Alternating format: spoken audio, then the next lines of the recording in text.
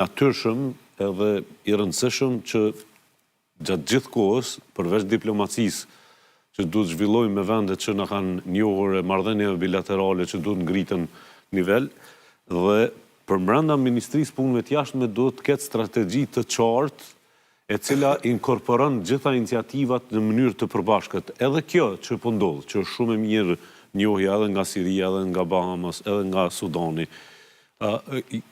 si numër e si kualitet, cilësi, kur bëhet njohja është shumë e rëndësishme për Kosovën, pavarësisht se prej kujt vjen. Por procesi i arritjes, po ashtu duhet të jetë shtetformues, duhet të jetë edhe karakterin e një serioziteti të një koordinimit të plot. Tani, jam i bindur plotësisht që në rastin e njohjes Sudanit dhe Sirisë, Ministri e Punëve të Jashtme as që ka qenë fare ndjeni për angazhimet që ka ndodhur. Gërvalla s'ka qenë ndjeni. Absolutisht jo. Dhe kjo rrëdhëmisht më vjen mu tek strategjia jonë për çështjen e njohjeve. Këto janë të ndara në 3 grupe, shtetet e Bashkimit Evropian, 5 shtetet e mosnjohje, se shtetet që nuk kanë qëndrim për pavarësinë dhe shtetësinë e Kosovës dhe shtetet që kanë qëndrim kundër.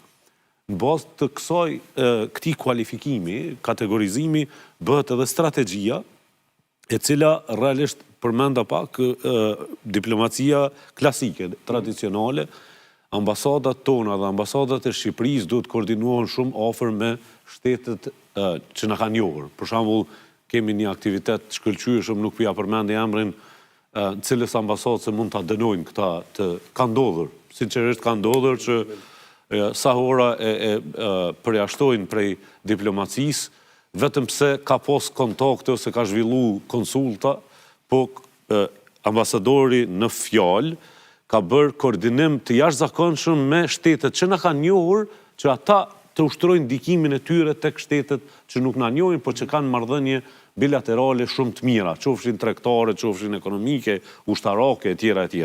Do të thotë, ambasadat tona duhet të jenë edhe të furnizuara, edhe të pajisura, me gjitha mjetet e duhura, njohurit, informacionit dhe analizat, se cilat nga shtetet në vendin ku ata shërbejnë mund të kenë ndikim tek vendet tjera. Për shembull, ka vende fqinje të shteteve ku kemi ambasadë, të cilët nuk na kanë njohur, por që ai shtet ku kemi ambasadë kanë marrëdhënie jashtëzakonisht të mirë. Ta zëm Polonia dhe Slovakia, nëse mund të them në mënyrë specifike.